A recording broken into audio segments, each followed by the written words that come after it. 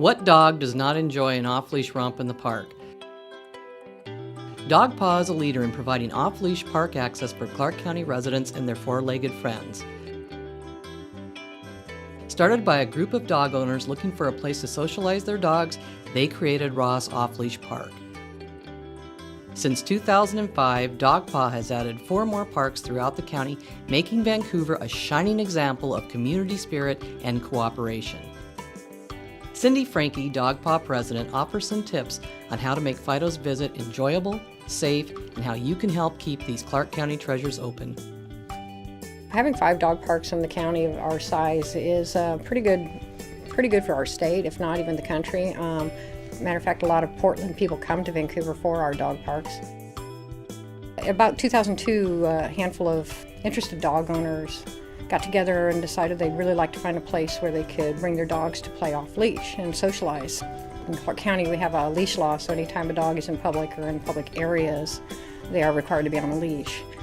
So a small group of volunteers created a petition to create the first off-leash dog park in Vancouver.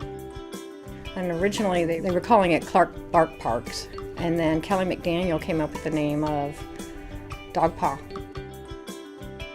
DOGPAW, an all-volunteer nonprofit, partnered with BPA and the city's Parks Department to create Vancouver's first dog park at Ross Park. All parks are maintained by volunteers and donations.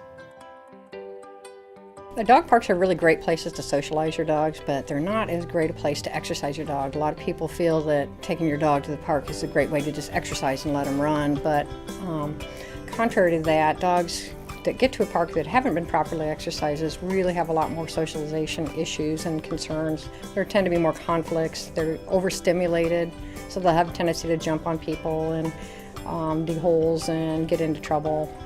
And also, it's not necessarily a family outing, because dogs running off leash and having a really good time often don't watch where they're going and can plow into people. We've seen some grown men taken to the ground. One we hauled off in an ambulance because of a broken collarbone.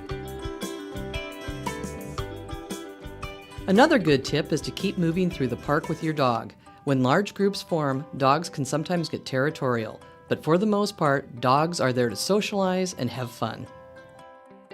There's one dog that sticks out in my mind. Gandalf is a large, white, not quite Harlequin Great Dane that used to come to the park a lot, and his front legs were deformed somewhat, and he was older, but he played so gentle with all the dogs, and he just loved to play, and he would run and jump and pounce on them all, but he was such a gentle dog for such a huge dog.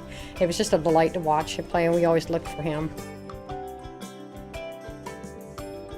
DOGPAW asks that you do not bring dogs to the park that are unneutered, in heat, under 4 months old, unlicensed or unvaccinated, and dogs wearing choke chains, studded collars, or the like. How can you help? Donations, buying DOGPAW merchandise, attending fundraising events like Dog Days in June and Dogtober in October, and the most important, volunteering your time. For more information, visit clarkdogpaw.org or call 888-899-0025.